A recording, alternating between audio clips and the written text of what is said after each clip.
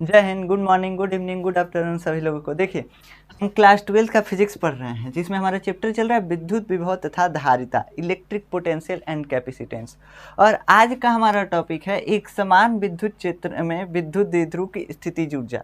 ये कैसे हम निकालेंगे। देखिए, बहुत बड़ा टॉपिक दिख रहा है, देखने में लग रहा है बहुत बड़ा टॉपिक है, लेकिन ये एक्चुअल में बहुत छोटा है, उन दोनों से छोटा है। हाँ, लेकिन एक जगह इसमें मानना पड़ेगा, एक जगह इसको प्रूफ करने के लिए एजम्पशन मानना पड़ेगा, और वो एजम्पशन मानने में ना बहुत दिक्कत होता है, उसको बस डाइजेस्ट करना पड़ेगा। तो अभी हम बताएंगे, तो उसको बस डाइजेस्ट कर लीजिएगा। कहेंगे कि ये एजम्पशन है तो उसको बस डाइजेस्ट कर लीजिएगा।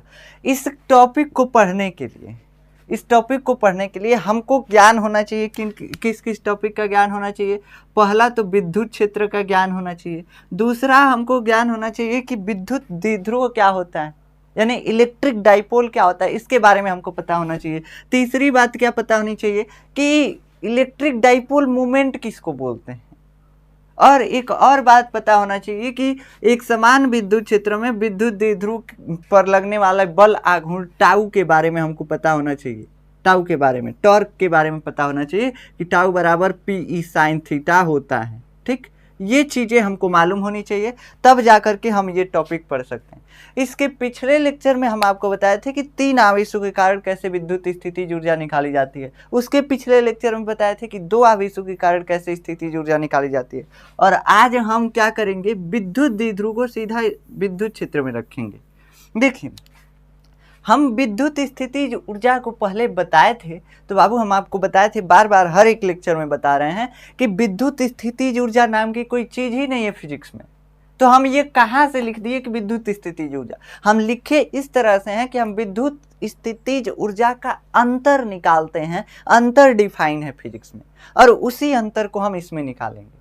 जैसे हम 2 आवेशों के लिए विद्युत स्थितिज ऊर्जा निकाले थे, इलेक्ट्रिक पोटेंशियल एनर्जी निकाले थे, तो उसमें अनंत पे ले जाके जीरो कर दिए थे विद्युत स्थितिज ऊर्जा को। यहाँ पे हम क्या करेंगे, 90 डिग्री पे जीरो कर देंगे।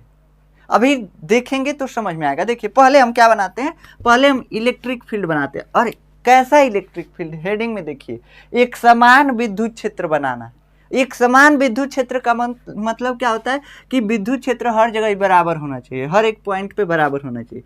और उसको कैसे बनाते हैं, समांतर विद्युत क्षेत्र रेखाओं द्वारा। ये बन गया एक समान विद्युत क्षेत्र।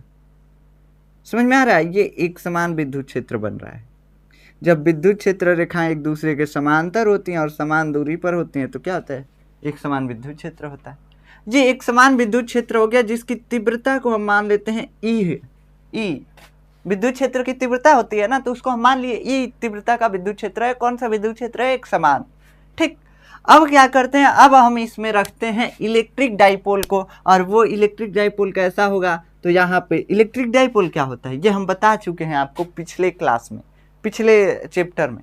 क्या बताए थे कि जब 2 आवेश परिमाण में समान परंतु प्रकृति में विपरीत एक दूसरे से अत्यल्प दूरी पे रखे हुए हों तो उनको क्या बोलते हैं, विद्युत द्विध्रुव बोलते हैं। जैसे देखिए, एक प्लस आवेश क्यू हो गया, एगो माइनस आवेश क्यू हो गया। क्यू क्यू दोनों का परिमाण बराबर है, दोनों का मान बराबर है। क्यू क्यू है, मान लीजिए है 10 कूलाम था तो है 10 कूलाम है।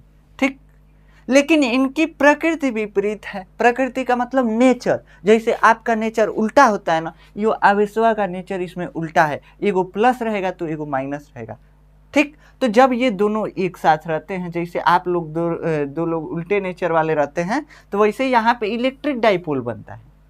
यहाँ पे क्या बनता है, इलेक्ट्रिक डाइपोल। और इलेक्ट्रिक डाइपोल बनने के लिए शर्त क्या होता है कि ये जो दूरी है दोनों आवेशों के बीच की दूरी, ये कम होनी चाहिए, बहुत कम होनी चाहिए, नाम मात्र की दूरी होनी चाहिए। मान लीजिए 0.002 mm, इतनी तरह की दूरी होनी चाहिए, मतलब बहुत छोटी छोटी दूरियां होनी चाहिए, तब जाकर के हम मानेंगे कि ये इलेक्ट्रिक डाइपोल है।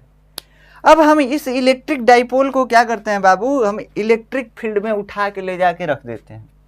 चलिए, उठा के ले जाके रख देते हैं। मान लेते हैं यहाँ पे प्लस क्यू आवेश आ गया और यहाँ पे माइनस क्यू आ गया, ऐसे ले जाके रखे हैं। ठीक, ये विद्युत द्विध्रुव है और इसके बीच की दूरी आपको पता होता है कि ये दूरी हम मानते हैं 2L। ठीक, तो ऐसे याद रखिएगा, ये दूरी कितना है, 2L है। अभी लिखेंगे तो गड़बड़ा जाएगा, गुजा जाएगा, समझ रहे हैं। अब देखिए, हम कहते हैं विद्युत क्षेत्र की दिशा इस तरफ है कि नहीं, विद्युत क्षेत्र की दिशा इस तरफ है। और जो हम क्या बनाए हैं, जो इलेक्ट्रिक डाइपोल बनाए हैं वो कह रहे हैं कि विद्युत क्षेत्र के साथ ये थीटा कोण बना रहा है, थीटा कोण बना रहा है। और इसको हम मान लेते हैं θ1 अभी मानेंगे, अभी समझिए कि बस विद्युत क्षेत्र के साथ थीटा कोण बनाया हुआ है। अब कहेंगे कि हाँ ये थीटा का है, नहीं का है माने हैं, ये भी मान सकते थे, ये भी मान सकते थे, ये भी मान सकते थे। कोण तो कोई भी माना जा सकता है, कोण कोण है, उसमें क्या दिक्कत है थीटा मानो चाहे मानो है मानो, कोई मानो, दिक्कत कोई नहीं है। लेकिन कौन सा कोण मानेंगे, तो देखिए हम कोण वही लेते हैं कि इलेक्ट्रिक डाइपोल यानी विद्युत द्विध्रुव का जो दिशा होता है और विद्युत क्षेत्र का जो दिशा होता है, दोनों सदिशों के बीच का कोण लेते हैं, दोनों सदिशों के बीच का। ये देखिए ये तो दिख रहा है कि विद्युत क्षेत्र की दिशा इधर है, लेकिन हम आपको बताए थे कि विद्युत द्विध्रुव की दिशा किधर होती है, तो विद्युत द्विध्रुव की दिशा माइनस से प्लस की ओर होती है, इस तरफ होगी। इसकी दिशा कैसी होगी, इस तरफ होगी, माइनस से प्लस आवेश की तरफ होती है विद्युत द्विध्रुव की दिशा। अब ये विद्युत द्विध्रुव की दिशा ये है और ये विद्युत क्षेत्र की दिशा, इन दोनों के बीच का कोण कैसे बना हुआ, यही थीटा है, ठीक। तो इसीलिए बस इसी को थीटा माना जाएगा, ये नहीं कीजिएगा कहीं नीचे वाला मान लीजिएगा थीटा, तो ऐसा नहीं होना चाहिए, नहीं तो गलती हो जाएगा। अब देखिए हम क्या करते हैं, ये विद्युत क्षेत्र में रखा हुआ है तो आवेश तो था, तो पास आ रहे थे आवेश, तो उसमें स्थितिज ऊर्जा आ रही थी, या दूर जा रहे थे तो स्थितिज ऊर्जा आ रही थी, यही हो रहा था। यहाँ पे क्या होगा, यहाँ पे तो दोनों आवेश फिक्स है, ना तो दूर जा सकते हैं ना तो नजदीक आ सकते हैं। अब ये विद्युत क्षेत्र में रखे हुए हैं, ये दोनों आवेश विद्युत क्षेत्र में रखे हुए हैं, तो विद्युत क्षेत्र की परिभाषा होती है कि ऐसा क्षेत्र जिसमें कोई दूसरा आवेश आए तो वो बल का अनुभव करता है। अब ये दोनों जो है विद्युत क्षेत्र में है, मतलब इन दोनों पे बल लग रहा होगा, क्या लग रहा होगा, बल लग रहा होगा, धक्का लग रहा होगा, या कोई भी मतलब फोर्स ही लग रहा होगा। हमको क्या मतलब है कौन सा बल लग रहा है, बस समझिए कि ये क्या लग रहा होगा, फोर्स लग रहा होगा। यानी फोर्स लग रहा होगा तो स्थितिज ऊर्जा तो है इसमें, लेकिन वो कैसे है, कैसे आई है इसमें स्थितिज ऊर्जा। देखिए हमको पता है कि हम कभी भी स्थितिज ऊर्जा नहीं निकाल सकते हैं, हम निकालेंगे जब भी तो स्थितिज ऊर्जा का अंतर निकालेंगे। हमको मालूम ही नहीं चल पाता है कि स्थितिज ऊर्जा है क्या, तो हम स्थितिज ऊर्जा निकाले कैसे, नहीं निकाल सकते। तो हम कह देखो हम स्थितिज ऊर्जा का अंतर निकालेंगे, और स्थितिज ऊर्जा का अंतर हम निकालने के लिए हम क्या करते हैं, एक बार विद्युत द्विध्रुव को θ1 कोण पे रखते हैं, θ1 कोण पे रखते हैं और इसको थोड़ा सा नचाते हैं, नचाएंगे तो आवेश एनी ओनी होगा, होगा कि नहीं। ये आवेशवा जो है प्लस क्यू, ये इधर जाएगा विद्युत क्षेत्र की विपरीत दिशा में। आपको पता है कि प्लस आवेश जो होता है विद्युत क्षेत्र की दिशा में जाता है, बल लगता है उस पर विद्युत क्षेत्र की दिशा में, तो हम यहाँ पे इसके विरुद्ध काम कर रहे हैं, है कि नहीं।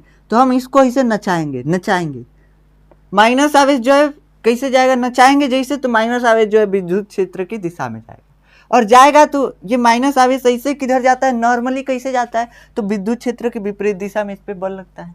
हम उल्टा इसको घुमा रहे हैं, ये घूमना चाह रहा है, हम इसको ऐसा घुमा रहे हैं, समझ रहे हैं ना। ये विद्युत द्विध्रुव जो है कैसे घूमेगा, ऐसे घूमेगा। अगर ऐसे इसको छोड़ दिया जाए, विद्युत क्षेत्र में इसको छोड़ दिया जाए तो प्लस आवेश पे बल लगता है विद्युत क्षेत्र की दिशा में, प्लस आवेश को, विद्युत क्षेत्र को प्लस आवेश से प्रेम होता है, कहता है चलो ले चलें तुम्हें तारों के शहर में, तो ये तारों के शहर में जाने लगता है, समझ रहे हैं। तो यहाँ पे ये जाएगा ऐसे, घूमेगा ऐसे, लेकिन हम कहते हैं कि हमको स्थितिज ऊर्जा का अंतर निकालना है, हम घुमाएंगे इसको ऐसे उल्टा।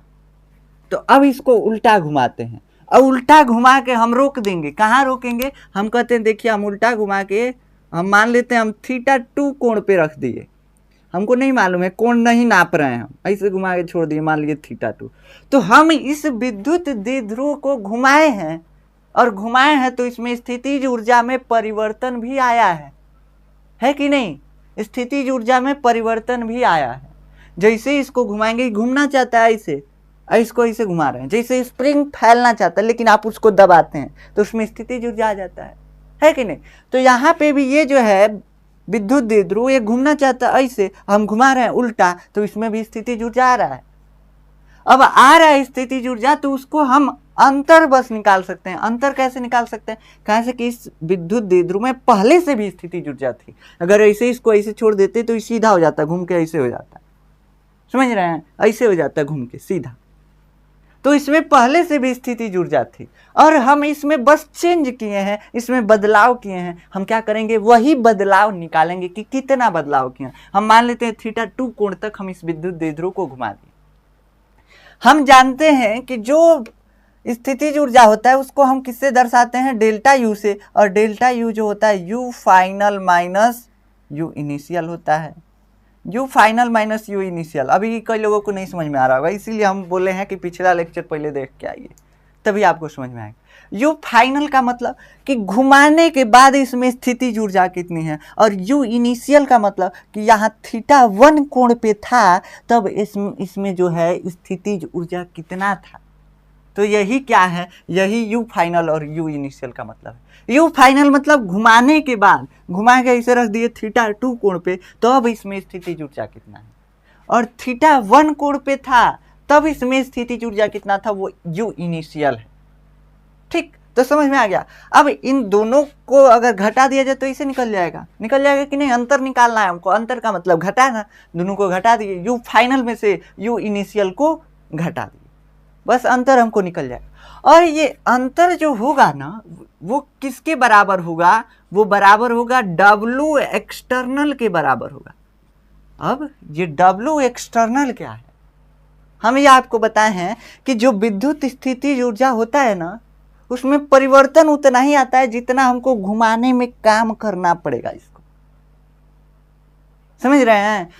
ये जो द्विध्रुव है, जैसे स्प्रिंग को दबाते हैं, स्प्रिंग को दबाते हैं तो जितना दबाने में उसको कार्य करते हैं, जितना ऊर्जा खर्च करते हैं उतनी ऊर्जा उसमें भर जाता है कि नहीं। तो यहाँ पे भी वही होगा, जितना हम इस विद्युत द्विध्रुव को घुमाने में कार्य करेंगे θ1 से θ2 तक, उतना ही जो है इसमें क्या हो जाएगा, ऊर्जा में अंतर आ जाएगा, ऊर्जा में अंतर आ जाएगा। जैसे स्प्रिंग पहले से तनी मनी दबा हुआ है, समझ के चलिए, ऐसे स्प्रिंग तनी मनी पहले से दबा हुआ है, ठीक। अब हम उसको तनी मनी और ही दबा दिए तो उसमें हम ऊर्जा में परिवर्तन कितना किए, तनी मनी जितना दबाने में ऊर्जा में परिवर्तन किए और ऊर्जा उसमें उतना ही भर गया, मतलब कि वही परिवर्तन किए।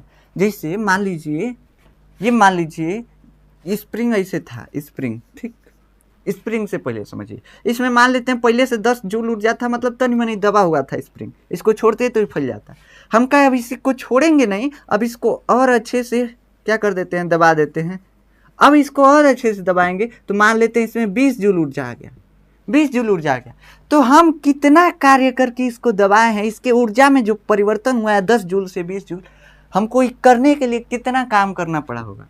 तो हमको ये काम अगर निकालना है तो 20 माइनस 10 कर देंगे, ये निकल जाएगा, है कि नहीं। तो 10 जूल हमारा काम आ गया, 10 जूल हमारा काम आ गया।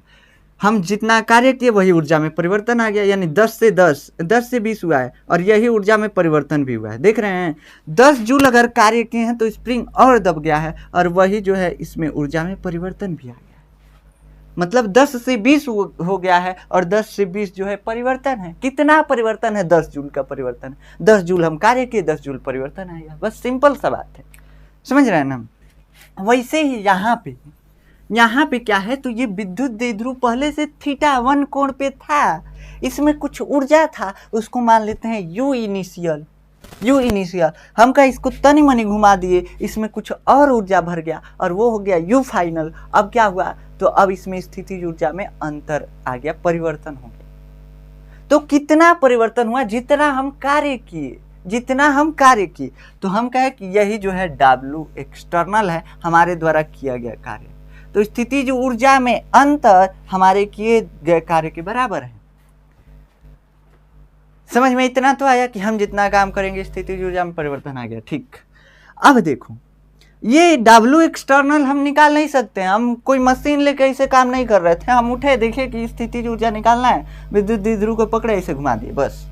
हम ही नहीं नापने गए कितना काम किए, कितना फोर्स लगाए, हमारे पास कोई यंत्र नहीं था, कोई मशीन नहीं था, हम कैसे नापें। तो हम कहे देखिए, ये जो हम कार्य किए हैं ये कैसा है, तो ये जो है विद्युत बल के ठीक विपरीत है।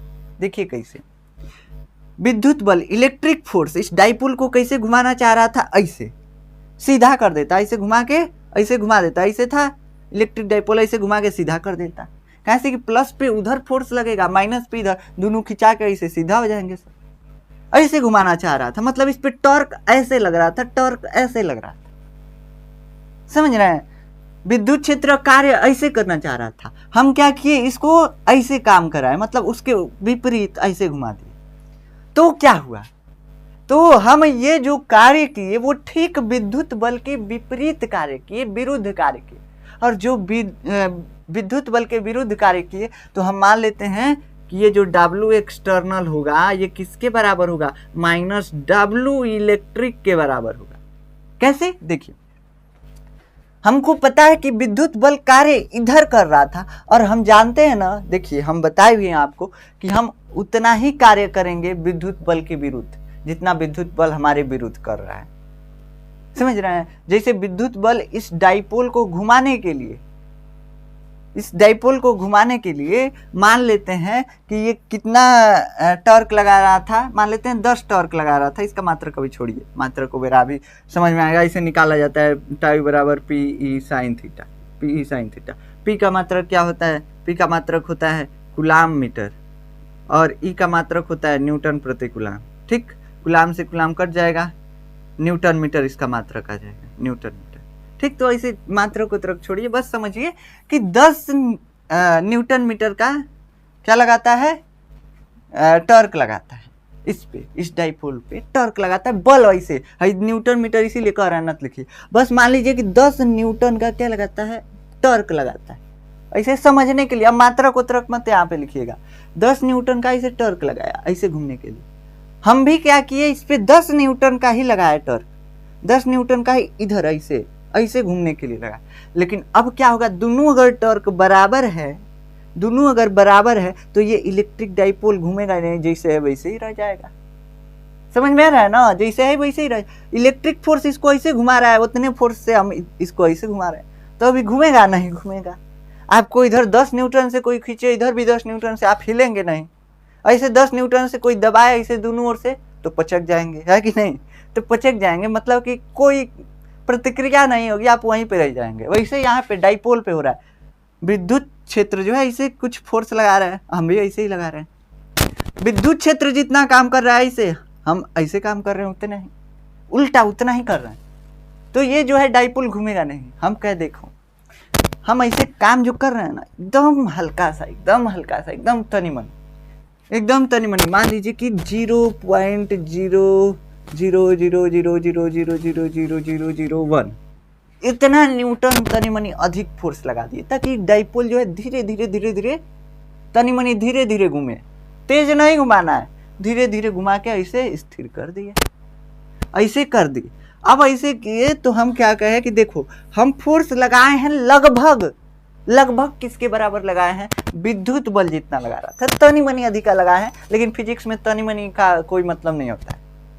0.000000001 इसका क्या मतलब, कोई मतलब नहीं है, गणना करते रह जाएंगे, कुछ नहीं होता। तो हम कहे कि जो हम फोर्स लगाए या जो हम कार्य किए विद्युत बल के विरुद्ध, वो लगभग विद्युत बल के द्वारा किए गए कार्य के बराबर की, लगभग। जैसे विद्युत बल इतना इधर जो कार्य कर रहा था उतना ही हम इधर कार्य किए, लगभग में। तनी मनी अधिक किए, तनी मनी नहीं लिया जाता। ठीक, तो हम मान लिए कि विद्युत बल जो इधर कार्य कर रहा था उतना ही हम इधर किए, बस इतना ही अभी आपको समझना है। अब कहेंगे कि हमारा कार्य क्या होगा, तो ठीक विद्युत बल के विपरीत होगा, ठीक विद्युत बल के द्वारा किए गए कार्य के विपरीत होगा, विद्युत क्षेत्र के द्वारा किए गए कार्य के विपरीत होगा।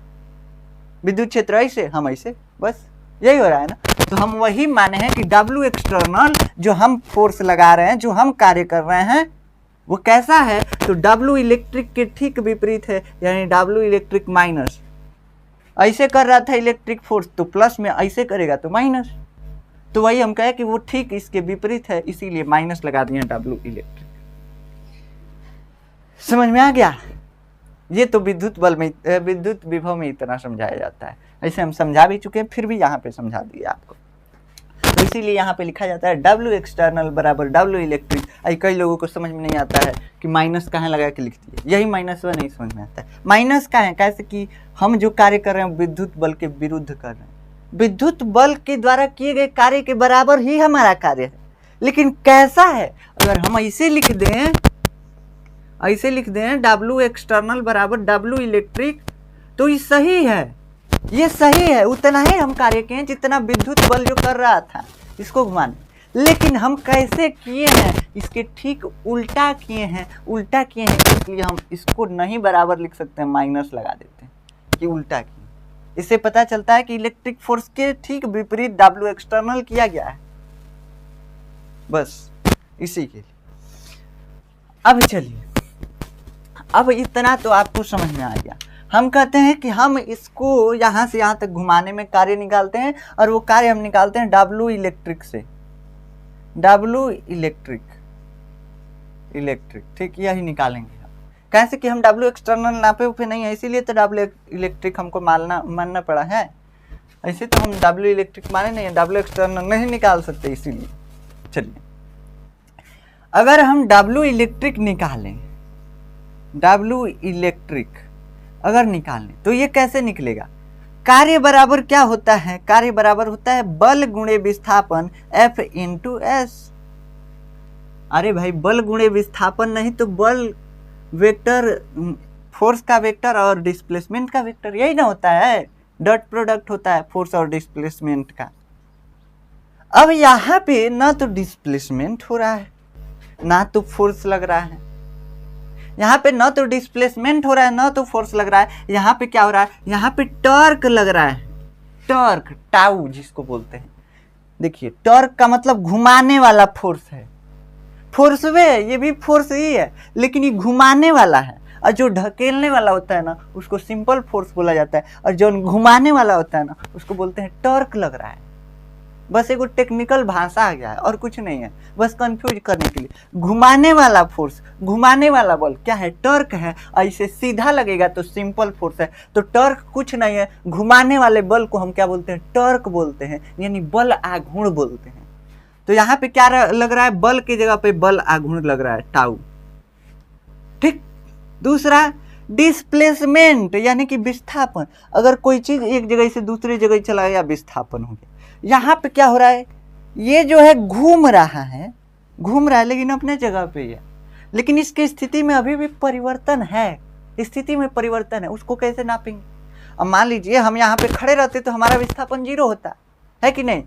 हमारी स्थिति में कोई परिवर्तन नहीं। हम यहाँ से यहाँ चले गए, स्थिति में परिवर्तन, और इस स्थिति में परिवर्तन ही विस्थापन है।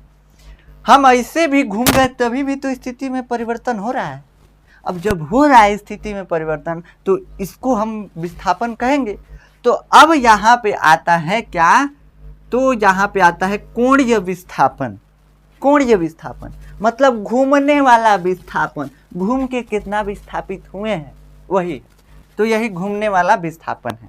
समझ में आया? बस और कुछ नहीं है। तो घूमने वाला विस्थापन, इसको कैसे नापेंगे? थीटा से नाप देते हैं यार। थीटा से देखो, थीटा 1 से थीटा 2 तक गए, कितना विस्थापित हुए? तो विस्थापित हुए कितना? थीटा 1 से थीटा 2। तो विस्थापन हम मान लेते हैं थीटा 1 से थीटा 2 तक विस्थापित हुए, और इसको हम ऐसे लिख सकते हैं थीटा 2 माइनस थीटा 1। यही ना होगा? यही ना होगा? थीटा 2 में से थीटा 1 को घटा देंगे तो उनको विस्थापन, कोणीय विस्थापन निकल जाएगा। समझ में आया? लेकिन इसका कोई अभी काम हम नहीं है, थीटा 1 और थीटा 2 को घटाने का कोई हमको ज़रूरत नहीं यहाँ पे। चलिए, अब इतना समझ में आ गया तो अब फार्मूला को सिद्ध करते हैं। इतना समझ में आ गया तो फार्मूला को सिद्ध करते हैं। तो यहाँ पे बस लिख लीजिएगा, एक बॉक्स बना के लिख लीजिएगा। फोर्स जो है यहाँ पे किसकी तरह, यहाँ पे टाउ जो है फोर्स की तरह काम कर रहा है, टाउ जो है फोर्स की तरह काम कर रहा है, इसीलिए बताए हैं टाउ वेक्टर लगभग फोर्स के बराबर है। यहाँ पे जो थीटा है, थीटा जो है किसके तरह कार्य कर रहा है? तो ये कार्य कर रहा है डिस्प्लेसमेंट के जैसे, यानी एस वेक्टर के जैसे। तो इसको आप एक कोष्टक में लिख लीजिएगा ताकि आपको याद रहे। ऐसे तो भूलना नहीं चाहिए आपको, ये सारी चीज़ें आप क्लास 12th में हैं, बड़े हो गए हैं, घोड़ा के पाड़ा हो गए हैं, समझ रहे हैं? चलिए, अब इसको हम प्रूफ करते हैं। इसको प्रूफ करते हैं। कैसे प्रूफ करेंगे? कैसे प्रूफ करेंगे? जैसे हम बताएंगे। ठीक, देखिए, हम जो W एक्सटर्नल, W इलेक्ट्रिक निकालेंगे, जो कार्य निकालेंगे, कार्य निकालने के लिए हमको क्या चाहिए? टाउ चाहिए, यानी फोर्स चाहिए। फोर्स कौन सा, घुमाने वाला फोर्स, वही टाउ है, यानी कि बल आघूर्ण है। तो बल चाहिए, बल आघूर्ण चाहिए, और क्या चाहिए, थीटा चाहिए। हम देख रहे हैं कि हमको थीटा तो मालूम चल जाएगा, थीटा 2 माइनस थीटा 1, ये डिस्प्लेसमेंट हमको मालूम चल जाएगा। हमको कार्य निकालने के लिए यही दो चाहिए, हमको थीटा मालूम चल जाएगा, थीटा 2 माइनस थीटा 1 से हमको थीटा मिल जाएगा कि कितना डिस्प्लेसमेंट हुआ है, थीटा 1 से थीटा 2, ये कितना डिस्प्लेसमेंट हुआ है मालूम चल जाएगा। लेकिन हमको ये नहीं मालूम चलेगा कि टाउ हर जगह कितना है। कैसे, तो देखिए टाउ बराबर क्या होता है बाबू, टाउ बराबर होता है एफ, क्या होता है, पी साइन थीटा होता है। यहाँ पे पी साइन थीटा होगा, वहाँ पे तो एफ इंटू डी होता है, यहाँ पे पी साइन थीटा होता है। ये आप जानते हैं, इसको हम फर्स्ट चैप्टर में प्रूफ कराए थे, पी साइन थीटा, विद्युत द्विध्रुव पर एक समान विद्युत क्षेत्र में लगने वाला बल आघूर्ण, ये प्रूफ कराए थे हम। तो अगर आपको नहीं पता है तो आप जाकर देखिए, देखेंगे तो पी तो कांस्टेंट है, विद्युत द्विध्रुव पी बराबर क्या होता है, क्यू गुणे 12 मतलब इसके बीच की दूरी होती है, ठीक। तो हमको पी और ई जो है एक समान विद्युत क्षेत्र है, ये भी कांस्टेंट है, कांस्टेंट है, कोई दिक्कत नहीं। ये साइन थीटा जो है सब गड़बड़ा दे रहा है। ऐसे अगर साइन थीटा नहीं रहता ना तो सीधा हम टाउ लिखते और गुणे क्या कर देते, थीटा कर देते, हमारा कार्य निकल जाता। भाई टाउ में क्या है, साइन थीटा है, और यही साइन थीटा सब कुछ क्या कर दे रहा है, नाश कर दे रहा है, सब कुछ क्या कर दे रहा है, नाश कर दे रहा है। अब ये साइन थीटा क्यों सब कुछ नाश कर दे रहा है, क्योंकि यहाँ पे जो है थीटा चेंज हो रहा है, थीटा वेरी कर रहा है। थीटा 1 से थीटा 2 घुमाने में कभी थीटा कुछ होगा, कभी कुछ होगा, कभी कुछ होगा, ऐसे घूमते घूमते गया होगा, तो थीटा तो परिवर्तन हो रहा है ना, थीटा में तो परिवर्तन है। अब जब थीटा में परिवर्तन है, जब एंगल में परिवर्तन है, तो ये जो बल आघूर्ण जो है ये भी हरदम परिवर्तित होता रहेगा। यहाँ पे अगर द्विध्रुव रहा होगा तो इस पे बल आघूर्ण कुछ और लग रहा होगा, यहाँ पे रहा होगा तो कुछ और लग रहा होगा, मतलब हर एक पोजीशन पे इसमें जो है बल आघूर्ण अलग अलग लग रहा होगा। हम कार्य कैसे निकालें, हम कार्य नहीं निकाल सकते हैं डायरेक्ट, कैसे निकालें, ठीक, कार्य नहीं निकाल सकते हैं। क्यों नहीं निकाल सकते हैं, कहाँ से कि थीटा जो है वेरिएबल है, थीटा जो है वेरिएबल है, और ये वेरी कर रहा है, इसलिए जो टाउ है, जो बल आघूर्ण है, इसको घुमाने वाला जो बल है वो भी हर जगह बदल रहा है, और जब बदल रहा है तो इसको हम नहीं निकाल सकते हैं, डायरेक्टली नहीं निकाल सकते हैं, निकालेंगे लेकिन डायरेक्टली नहीं निकाल सकते हैं। हम कहते हैं देखो, हमको ये तो पता है कि अगर तनी मनी अगर थीटा में परिवर्तन आए, थीटा 1 जो है लगभग तनी मनी, इसे बस तनी मनी नाच के रह जाए, तनी मनी, तो हम मान लेते हैं कि कितना नाचा, कितना थीटा में परिवर्तन हुआ, तो डी थीटा, मतलब इसको एकदम, इस विद्युत द्विध्रुव को तनी मनी घुमाए, एकदम हल्का सा इतना घुमाए कि लग रहा है वहीं पे है। तब अगर थीटा में लगभग परिवर्तन ना के बराबर हुआ, परिवर्तन हुआ लेकिन ना के बराबर हुआ, लगभग नहीं हुआ, ऐसे मान लेते हैं कि इतना ही घुमाए कि लगभग थीटा में परिवर्तन ही नहीं हुआ, थीटा 1 ही रह गया, तब तो ये वेरी नहीं करेगा, तब तो नहीं बदलेगा। अब इसको फिक्स करने के लिए क्या कर दिए, थीटा 1 को ना हम क्या कर दिए, फिक्स कर दिए, लगभग मान लिए कि जो परिवर्तन कर रहे हैं बहुत कम है, उसको हम कैलकुलेट नहीं करेंगे, समझ रहे हैं। तो हम कहे कि इतने के लिए तो थीटा क्या है, कांस्टेंट है, इतने के लिए हम निकाल सकते हैं कार्य, तनी मनी घुमाने में कार्य निकाल सकते हैं। भले थीटा 1 से थीटा 2 तक जाने में कार्य नहीं निकाल सकते, लेकिन तनी मनी अगर घूम रहा है एकदम हल्का सा, तो उसके लिए कार्य निकाल सकते हैं। अगर उसके लिए कार्य निकाल सकते हैं तो हमारे पास एक जो है क्या है, समाकलन नाम का एक बंदा है, जिससे हम क्या करेंगे, सब कुछ निकलवा लेंगे। बहुत इंटेलिजेंट है समाकलन, इंटीग्रेशन जो है बहुत इंटेलिजेंट है, सब कुछ निकाल देता है, तनी मनी उसको निकाल के बस देना होता है, तनी मनी उसको दे दिया जाएगा, वो पूरा कर देता है। समाकलन के बारे में हम आपको बता चुके हैं, ठीक। तो अब देखिए, अब क्या करेंगे, थोड़ा सा अंधेरा दिखेगा, लाइट चला गया है इसलिए हम काले दिखेंगे, अंधेरा नहीं, बोर्ड तो साफ ही दिखेगा आपको। चलिए देखिए हम क्या करेंगे, हम थोड़ा सा इस विद्युत द्विध्रुव को घुमाते हैं, थोड़ा सा घुमाते हैं, हम मान लेते हैं डी थीटा घुमा दिए, डी थीटा। तो हम कहें कि डी थीटा घुमाने में लिखिएगा कि माना डी थीटा घुमाने में कार्य हम जो कार्य कर रहे हैं वो नहीं निकाल रहे हैं, वो नहीं निकाल रहे हैं, हम डब्ल्यू इलेक्ट्रिक निकाल रहे हैं। डी थीटा घूमने में कार्य निकालिए, घूमने में, घूमने में विद्युत बल द्वारा किया गया कार्य, विद्युत बल द्वारा किया गया कार्य क्या है? तो ये जो कार्य है ये मान लेते हैं डी डब्ल्यू इलेक्ट्रिक है। डी डब्ल्यू इलेक्ट्रिक कहे डी डब्ल्यू इलेक्ट्रिक माने हैं, देखिए जब छोटा सा परिवर्तन करेंगे, छोटा सा तनी मनी घुमाएंगे तो कार्य भी एकदम तनी मनी होगा, एकदम हल्का सा होगा, है कि नहीं? तो जब तनी मनी कार्य होगा तो वही तनी मनी कार्य निकाल रहे हैं। हम कहे कि डी डब्ल्यू जो है, D W electric, D W electric ये किसके बराबर होगा? टाउ वेक्टर और डॉट डी थीटा वेक्टर। हम पहले क्या फार्मूला लिखे थे? डी डब्ल्यू इलेक्ट्रिक लिखे थे, डब्ल्यू इलेक्ट्रिक बराबर टाउ वेक्टर और डॉट क्या लिखे थे? थीटा वेक्टर, ये लिखे थे। लेकिन हम देखें कि टाउ नहीं निकाल सकते हैं, टाउ हम देख रहे हैं हर जगह वेरी कर रहा है, तो हम क्या किए, हम थोड़ी सी थीटा के लिए हम क्या निकाल रहे हैं? टाउ अब निकाल रहे हैं। थोड़े से थीटा के लिए हम देखें कि टाउ जो है वेरी नहीं कर रहा है, थीटा लगभग नहीं बदल रहा है, तो टाउ नहीं बदलेगा, साइन थीटा रह जाएगा, तो P sine theta tau fix है। तो हम कहें कि टाउ को फिक्स कर देते हैं, थोड़ा सा बस घुमा के फिक्स कर दिए, फिक्स कर दिए। उसके बाद हम यहाँ पे डी थीटा निकालें। अब ये वेक्टर होता है, दोनों का वेक्टर प्रोडक्ट होता है, वेक्टर प्रोडक्ट होता है, मतलब कि सॉरी डॉट प्रोडक्ट होता है, वेक्टर प्रोडक्ट मतलब क्रॉस प्रोडक्ट हो जाएगा। डॉट प्रोडक्ट होता है डब्ल्यू यानी कार्य। अब ये टाउ जो है, टाउ ये बल आघूर्ण है, और ये बल आघूर्ण कैसा है? तो देखिए डब्ल्यू इलेक्ट्रिक निकाल रहे हैं, मतलब बल आघूर्ण ऐसे लग रहा है, इस पे घूमने में ऐसे इलेक्ट्रिक फोर्स कैसे लगा रहा था? ऐसे घुमा रहा था इसको, ऐसे। तो ये जो है ऐसे घूमने वाला बल आघूर्ण लग रहा है, इस पे कैसे लग रहा है? ऐसे लग रहा है बल आघूर्ण। लेकिन ये घूम कहाँ रहा है? थीटा 1 से थीटा 2 तक बल आघूर्ण लग रहा है ऐसे, और घूम रहा है ऐसे, बल आघूर्ण लग रहा है ऐसे, घूम रहा है ऐसे, समझ रहे हैं? तो ये उल्टा पुल्टा हो रहा है, बल आघूर्ण ऐसे इलेक्ट्रिक फोर्स लगा रहा है और ये घूम रहा है ऐसे, ऐसे घूम रहा है, ठीक। तो अब जब ये उल्टा है तो इसके आगे लग जाएगा माइनस, माइनस टाउ गुणे डी थीटा, गुणे डी थीटा, समझ में आ गया? गुणे डी थीटा।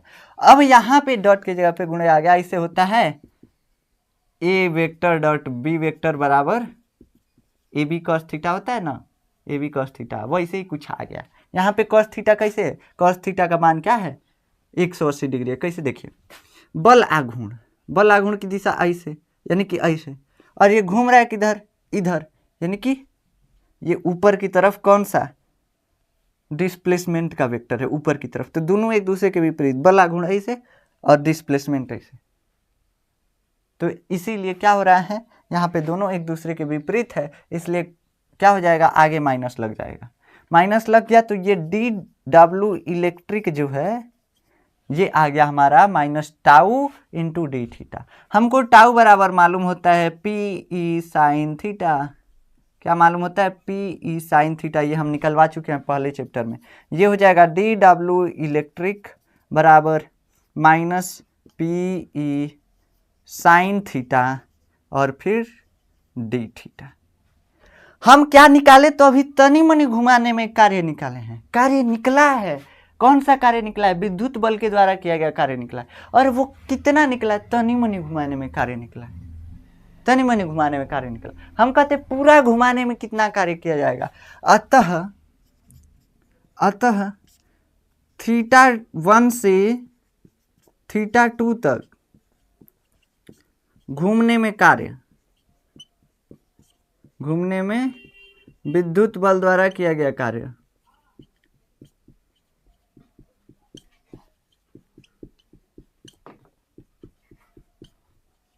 विद्युत बल द्वारा किया गया कार्य। अब इसको समाकलन कर देंगे तो समाकलन डी डब्ल्यू इलेक्ट्रिक, ठीक, डी डब्ल्यू इलेक्ट्रिक समाकलन minus P E sine theta और डी थीटा, समाकलन कर दिए, क्या हो जाएगा, निकल जाएगा, जो संपूर्ण कार्य है वो निकल जाएगा θ1 से θ2 तक जाने में। समाकलन का कार्य यही बताए थे कि अगर किसी भी चीज़ का थोड़ा सा पार्ट मालूम है तो उसको पूरा मालूम करने के लिए ये समाकलन आता है। ये सब चीज़ें हम बता चुके हैं, समाकलन के बारे में हम बेसिक मैथ में भी पढ़ाए थे आपको। यहाँ से हम लिमिट भी लगाएंगे, यहाँ पे हम घुमा कहाँ से कहाँ तक रहे हैं, पूरा घुमाते तो लिमिट उमिट का थोड़ा सा चक्कर नहीं रहता, लेकिन वहाँ पे भी रहता, थीटा जो रखते 360 डिग्री रखते, तो यहाँ पे क्या कर रहे हैं, हम क्या कर रहे हैं, θ1 से θ2 तक घुमा रहे हैं, θ1 से θ2 घुमा दिए। अब ये समाकलन जो है ये अपना काम कर देगा, सब कुछ निकाल देगा। देखिए W इलेक्ट्रिक, अब ये W इलेक्ट्रिक जो है इसका समाकलन हो गया, मतलब कुल कार्य निकल रहा है कहाँ से, θ1 से θ2 तक, तो अब कुल कार्य निकल रहा है, इसीलिए अब समाकलन हट गया। तो अब यहाँ पे देखिएगा तो ये PE जो है ये कांस्टेंट है, माइनस PE बाहर आ जाएगा। विद्युत द्विध्रुव जो है, विद्युत द्विध्रुव आघूर्ण वो भी नहीं बदल रहा है, इलेक्ट्रिक फील्ड कांस्टेंट है। P बराबर क्या होता है यार, P बराबर होता है Q इंटू 2L, तो है आवेशवा भी नहीं बदल रहा है, इनके बीच की दूरी भी नहीं बदल रहा है, कि घुमाने में बदल जा रहा है, नहीं बदल रहा है, तो इसलिए P भी कांस्टेंट है, E जो है विद्युत क्षेत्र, तो ऐसे ही मान लिया कि एक समान विद्युत क्षेत्र है, तो PE जो है बाहर आ गया। कांस्टेंट का समाकलन नहीं होता है, जो नियतांक होता है उसका समाकलन नहीं होता है। θ1 to θ2, और यहाँ पे बच क्या गया अंदर, साइन थीटा और D theta, sine theta D theta, ये बच गया यहाँ पे। अब ये W इलेक्ट्रिक हमारा निकल के चला आएगा। अब कैसे निकलेगा देखिए, थोड़ा सा यहाँ पे हम स्पेस लेते हैं, कैसे नीचे लिखेंगे तो आपको दिखेगा नहीं, थोड़ा सा एक्स्ट्रा आवाज़ भी आ रहा होगा आपको, रुक जाइए थोड़ा सा। देखिए जो W इलेक्ट्रिक है, W इलेक्ट्रिक ये कितना आएगा, तो साइन थीटा का समाकलन होता है माइनस कॉस थीटा, समाकलन जो होता है साइन थीटा का ये होता है माइनस कॉस थीटा, ये हम बता चुके हैं आपको, साइन थीटा का समाकलन माइनस कॉस थीटा। तो यहाँ पे क्या हो जाएगा, यहाँ पे माइनस PE तो पहले से है, और साइन थीटा का समाकलन माइनस कॉस थीटा, और इसका लिमिट लग जाएगा कहाँ से कहाँ तक, θ1 से θ2। अब ज़्यादा सॉल्व नहीं करना है। W इलेक्ट्रिक ये माइनस और माइनस आगे क्या हो जाएगा, प्लस हो जाएगा, ये PE हो गया, PE, और ये देखिएगा तो ये होता है upper limit minus lower limit, और ये थीटा का मान है, θ2 θ1 जो है थीटा का मान है, और ऊपर वाला जो होता है अपर लिमिट है, नीचे वाला जो है लोअर लिमिट है। अपर लिमिट क्या है, θ2, और नीचे वाला θ1, मान रख दीजिए, तो cos θ2 माइनस cos θ1, थीटा की जगह पे क्या रखना है, एक बार θ2 एक बार θ1, और कौन पहले रखा जाता है, तो पहले जो अपर लिमिट होता है उसको रखा जाता है, फिर माइनस करके फिर लोअर लिमिट को रखा जाता है, और किसका मान, थीटा का मान रखा जाए। ठीक, तो यहाँ से हमारा जो है W इलेक्ट्रिक निकल के चला आया, W इलेक्ट्रिक निकल के चला आया, लेकिन हमको निकालना क्या था, हम तो निकाले W इलेक्ट्रिक, हमको निकालना क्या था, माइनस W इलेक्ट्रिक। ध्यान दो, नहीं तो ये गड़बड़ा जाएगा, जो फार्मूला है सही निकालें आप, और यहीं पे अगर छोड़ देंगे तो ये गड़बड़ हो जाएगा। गड़बड़ क्यों हो जाएगा, कहाँ से कि यहाँ पे क्या हमको चाहिए, माइनस W इलेक्ट्रिक चाहिए, जबकि हम निकाले हैं W इलेक्ट्रिक, केवल जो विद्युत बल द्वारा किया गया कार्य हम निकाले हैं, और विद्युत बल के विरुद्ध हम कार्य कर रहे थे, तो इसलिए माइनस लग जाएगा। तो ये जो हो गया, अब क्या हो गया देखिए, ये जो डेल्टा U है, डेल्टा U ये क्या है, यही ना है W electric minus W electric, तो इसको अगर हम ऐसे लिख दें माइनस W इलेक्ट्रिक, देखिए गलती हो रहा है, माइनस W इलेक्ट्रिक बराबर माइनस से दोनों तरफ गुणा कर रहे हैं, हम कुछ नहीं कर रहे हैं, बस माइनस से दोनों तरफ गुणा कर रहे हैं, माइनस W इलेक्ट्रिक बराबर PE cos थीटा, इसको हम मिटा देते हैं, cos θ2 माइनस cos θ1। अब ऐसे लिख दिए तो ये देखिए, ये जो है डेल्टा U के भी बराबर है minus W electric, U final minus U initial के भी बराबर है W electric minus W electric. तो इसके जगह पे हम बस ये नहीं लिख सकते हैं U final minus U initial, तो इसको लिख देते हैं माइनस W इलेक्ट्रिक के जगह पे U final minus U initial बराबर minus PE cos θ2 minus cos θ1। Light आ गया, अब आपको सही दिखेगा। ठीक, अभी तक बस बल्ब 2 ठे जल रहा था। देखिए ये हो गया आपका फार्मूला, ये फार्मूला हो गया, लेकिन ये निकला क्या है अभी देखिएगा। तो ये निकला क्या है अभी, ये निकला है बस स्थितिज ऊर्जा में अंतर। हमको निकालना कौन सी है, स्थितिज ऊर्जा, स्थितिज ऊर्जा। तो अब क्या करेंगे, अब हम स्थितिज ऊर्जा निकालेंगे। आपका लेक्चर चल रहा है ना, अब हम क्या निकालेंगे, स्थितिज ऊर्जा निकालेंगे, स्थितिज ऊर्जा निकालेंगे। और अब स्थितिज ऊर्जा निकालने के लिए हमको पता है कि स्थितिज ऊर्जा होता नहीं है, अंतर ही होता है। निकाले तो सही है, लेकिन अब हमको जुगाड़ लगाना पड़ेगा, हमको चाहिए स्थितिज ऊर्जा, जुगाड़ लगाना पड़ेगा। और वही जुगाड़ यहाँ पे लगाते हैं तो लड़कों को डाइजेस्ट नहीं होता है, वैसे लड़कियों को भी डाइजेस्ट नहीं होता है। कहे से कि ये जंक्शन ही ऐसा है कि जल्दी डाइजेस्ट नहीं होता है, लेकिन लास्ट तक आपको पता चल जाएगा कि काहे ऐसा हुआ है। चलिए इसको छाप लीजिए, हम इसको मिटाते हैं थोड़ा सा, इसको छाप लीजिए, इससे स्क्रीनशॉट ले लीजिए। देखिए अब इसको हम थोड़ा सा मिटाते हैं, थोड़ा सा इसको हम मिटाते हैं, थोड़ा सा नहीं पूरा ही मिटा दिए मान लीजिए, ठीक, थोड़ा सा नहीं पूरा ही मिटा देते हैं। थोड़ा सा मिटाने से काम नहीं होगा। हम फार्मूला क्या निकाले थे एक बार लिख लेते हैं, बस वही हमको करना है, हमको बस यही करना है। हम मान लेते हैं क्या था, मानना क्या है, हम निकाले थे you final minus you initial बराबर माइनस का P E cos theta 2 minus cos theta 1, यही हमारा फार्मूला आया था, ये आया था। अब हमको निकालना क्या है, तो ये हमको निकालना स्थितिज ऊर्जा, सिंपल सा स्थितिज ऊर्जा। हम देखिए समझा रहे हैं आपको हल्का सा, हम ऐसा मान लेते हैं ना, ऐसा मान लेते हैं कि जब विद्युत द्विध्रुव 90 डिग्री पे है ना, जैसे माने थे वहाँ पे ना, वहाँ पे माने थे क्या कि जब विद्युत जो आवेश हैं वो दूर दूर हैं बहुत, तो उसमें स्थितिज ऊर्जा नहीं, अनंत पे है। तो ऐसा एजम्पशन हम लिए थे, था नहीं है था, ऐसा एजम्पशन लिए थे। तो हम मान लेते हैं कि यहाँ पे क्या है, यहाँ पे जब विद्युत द्विध्रुव अगर विद्युत क्षेत्र से 90 डिग्री पे है, यहाँ पे प्लस क्यू है और यहाँ पे माइनस क्यू है। जब 90 डिग्री पे है तो हम मान लेते हैं कि इसकी स्थितिज ऊर्जा क्या है, 0 है, इसकी स्थितिज ऊर्जा 0 है। थीटा क्या है, थीटा 1 बराबर 90। हम क्या माने कि जब थीटा 1 जो है 90 है, तो हम मान लेते हैं कि इसकी स्थितिज ऊर्जा क्या है, इसकी स्थितिज ऊर्जा 0 है। मानते हैं ऐसा, एजम्पशन है, केवल एजम्पशन है। अब इसको डाइजेस्ट कीजिए जल्दी जल्दी, जल्दी जल्दी बस डाइजेस्ट करना ही ना, पूछिए काहे माने हैं, काहे ऐसा 90 डिग्री पे रहेगा तो ऐसे तो घूम जाएगा, अभी समझ में आएगा। बस आप डिराइव कर लीजिए फार्मूला, हम आपको समझाते हैं। बस डिराइव करने के लिए आप डाइजेस्ट इसको कर लीजिए कि ये जो थीटा 1 है ये 90 डिग्री अगर है तो यू इनिशियल जो होगा 0 होगा, यानी इसकी इस विद्युत द्विध्रुव की स्थितिज ऊर्जा 0 है। मान लीजिए बस, और कुछ नहीं करना है, मानना है, बस डाइजेस्ट करना है, इसको मानना है बस, ठीक।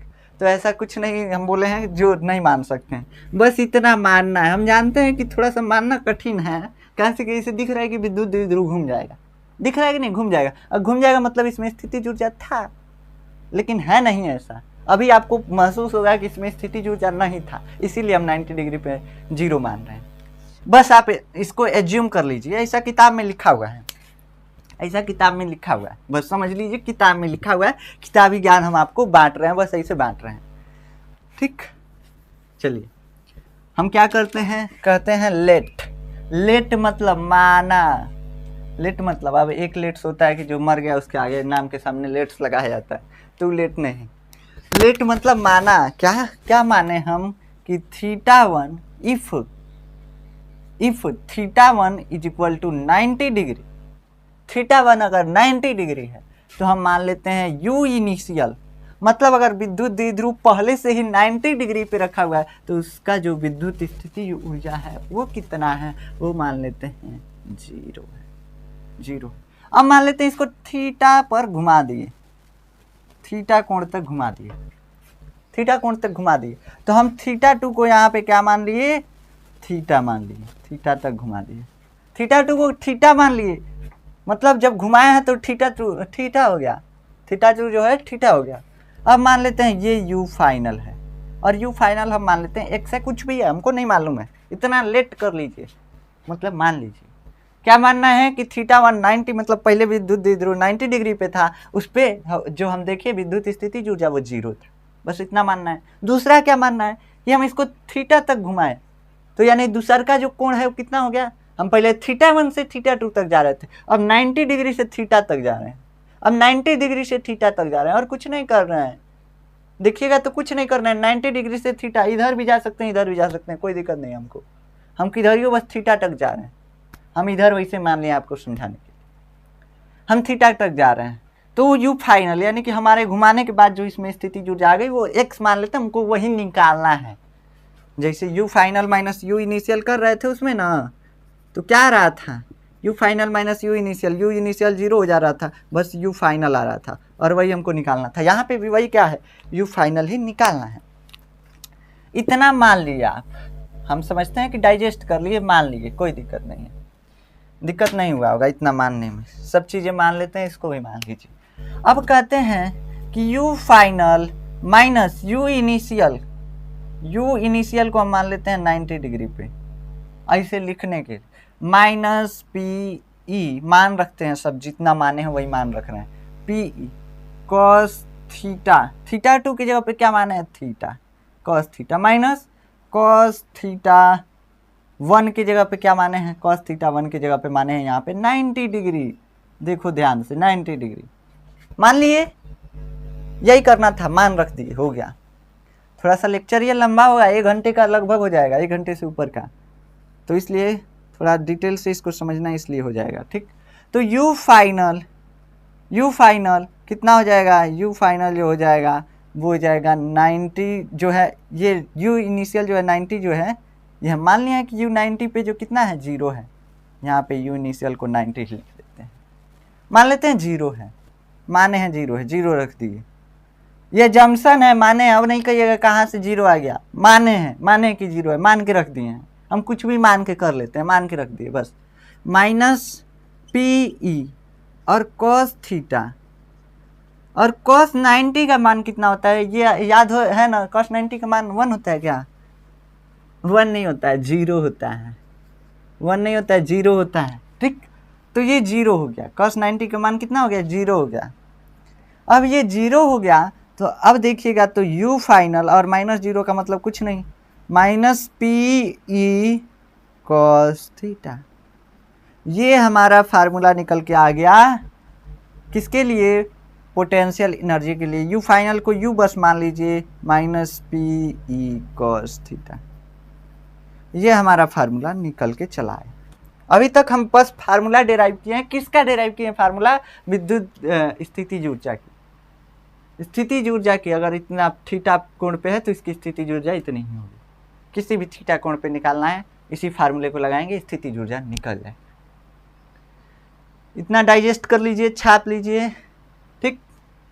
हम तो चले, कहाँ चले, अभी पढ़ाना है, चलिए देखिए इसको छाप लेते हैं पहले, उसके बाद अब इस फार्मूले को हम थोड़ा सा साइड में लिखते हैं और 3 केस एज्यूम करते हैं, 3 केस एज्यूम करते हैं। एज्यूम करने का मतलब मानते हैं, सब कुछ मानने पे डिपेंड है। 3 वो केस मानते हैं। पहला केस, पहले हम फार्मूला ही लिख लें यार, नहीं तो आप लोग कंफ्यूज हो जाएंगे। हम फार्मूला क्या निकाले थे, u बराबर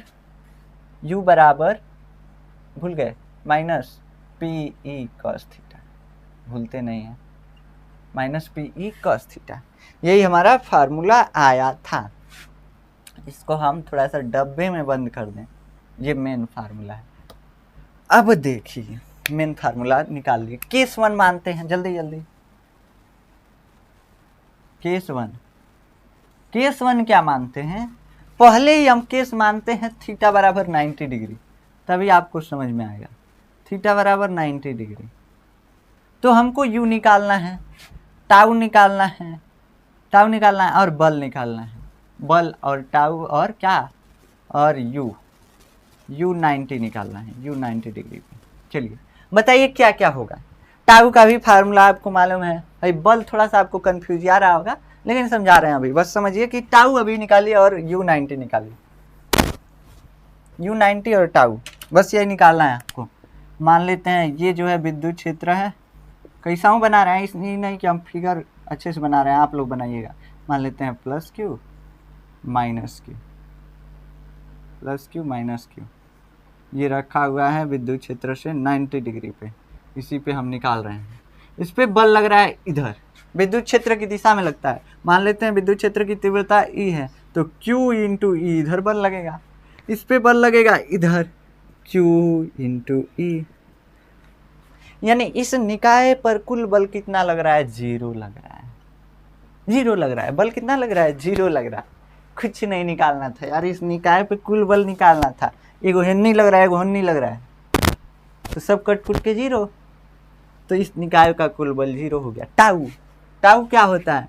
टाउ होता है, टाउ बराबर P E sine theta. P का मान और ई का मान और साइन थीटा का मान। पी ऐसे ही रहने दीजिए, पी ऐसे ही रहने दीजिए, ई भी ऐसे ही रहने दीजिए। हमको पी मतलब विद्युत द्विध्रुव आघूर्ण वगैरह नहीं देखना है, हम बस ऐसे ही देख रहे हैं। साइन थीटा, बस थीटा के पर्सपेक्टिव से देख रहे हैं। यहाँ पे नहीं कि पी का मान रखने लगिएगा Q इंटू 2L, रख सकते हैं, कोई दिक्कत नहीं है, फार्मूला लंबा हो जाएगा। बस ऐसे भद्दा दिखेगा, देखने में भद्दा दिखेगा, इसीलिए नहीं रखना है।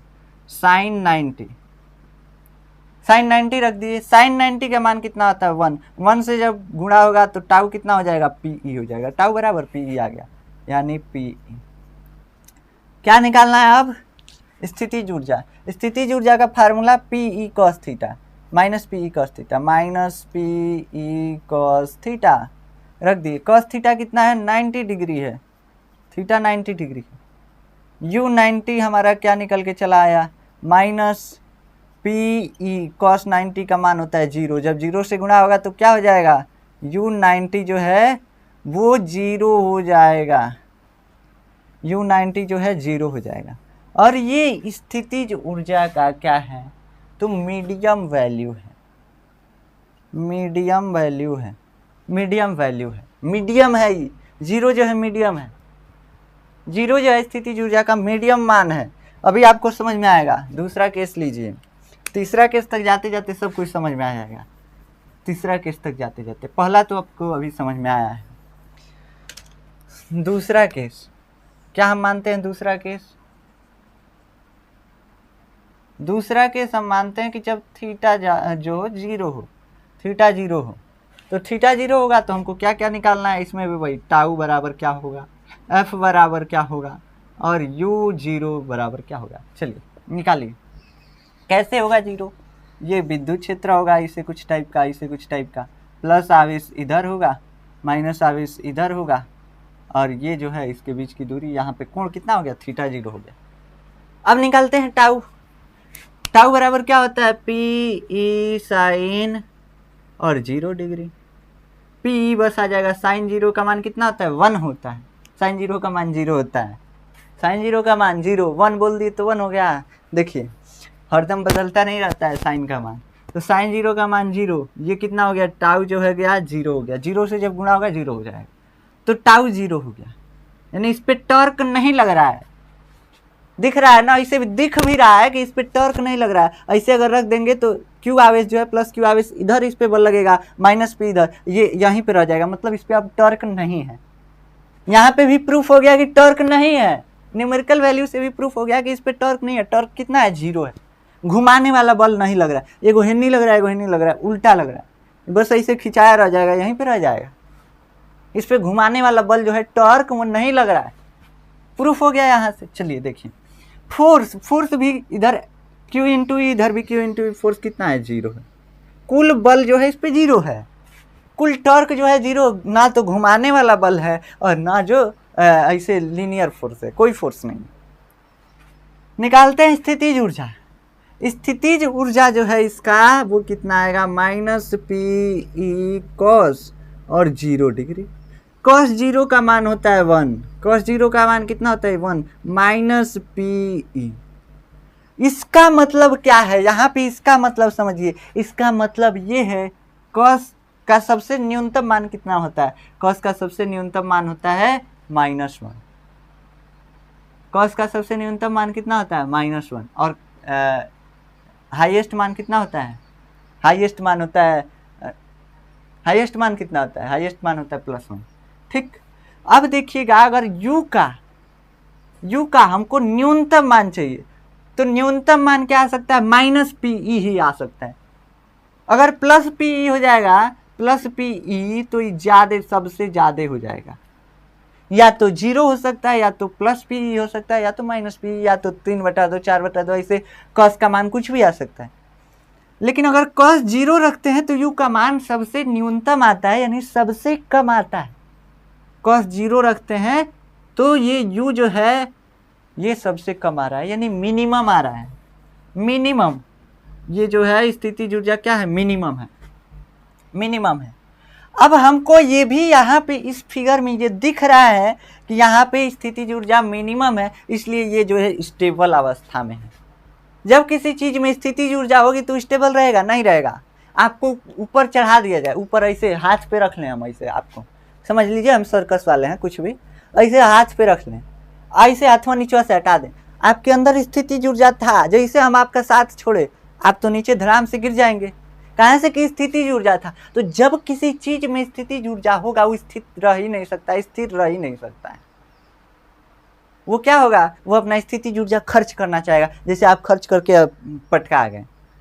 समझ में आया? ऐसे यहाँ पे ये जो विद्युत द्विध्रुव है इसमें स्थितिज ऊर्जा सबसे न्यूनतम है, सबसे कम है, इसलिए बहुत स्थिर अवस्था में है, एकदम चुपचाप बैठा हुआ है।